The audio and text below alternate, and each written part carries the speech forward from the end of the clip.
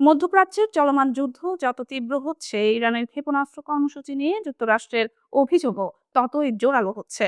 সম্প্রতি ওয়াশিংটন সরাসরি দাবি করেছে যে ইরানের বিধ্বংসী ব্যালিস্টিক ক্ষেপণাস্ত্রের একটি বড় অংশের পেছনে রয়েছে উত্তর কোরিয়ার প্রযুক্তি ও গোপন সহায়তা। এই অভিযোগ যদি সত্য হয়, তাহলে ইরান ও উত্তর কোরিয়ার মধ্যে দীর্ঘদিনের প্রযুক্তি তেল বিনিময়ের একটি নেটওয়ার্কের ছবি সামনে আসছে।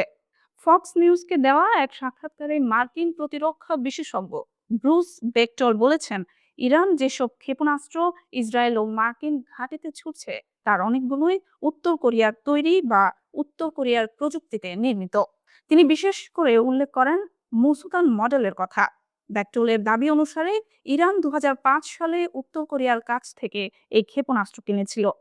গত শুক্রবার ভারত মহাসাগরের দিয়েগো গার্সিয়া দ্বীপে মার্কিন ব্রিটিশ যৌথ ঘাঁটিতে ইরান যে দুটি ক্ষেপণাস্ত্র নিক্ষেপ করেছে তার একটি ছিল এই মুসুদান। এই দাবি নিয়ে নতুন করে বিতর্ক দেখা দিয়েছে। দিয়েগো গার্সিয়া ইরানের উপকূল থেকে প্রায় 4000 কিলোমিটার দূরে অবস্থিত। অথচ গত মাসে ইরানের পররাষ্ট্রমন্ত্রী আব্বাস আরাকচি দাবি করেছিলেন যে তাদের ক্ষেপণাস্ত্রের সর্বোচ্চ পাল্লা মাত্র 2000 কিলোমিটারের মধ্যে সীমাবদ্ধ।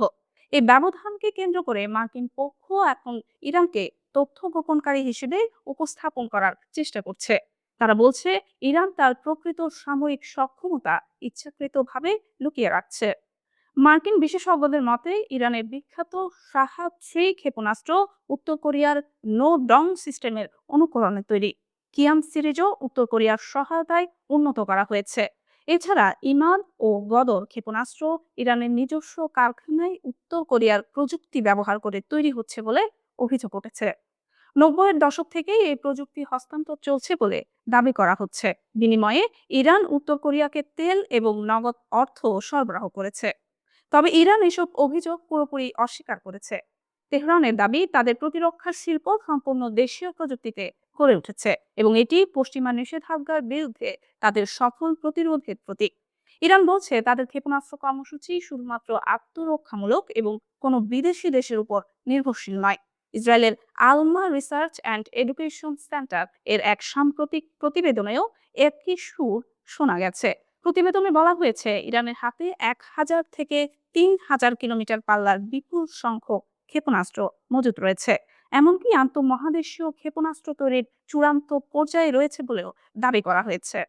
বিশ্লেষকরা মনে করেন, এই নতুন অভিযোগের পেছনে মূলত দুটি উদ্দেশ্য কাজ করছে। প্রথমত, ইরানকে আরো বড় হুমকি হিসেবে চিত্রিত করে ভবিষ্যতের সম্ভাব্য সামরিক অভিযানের বৈধতা তৈরি করা।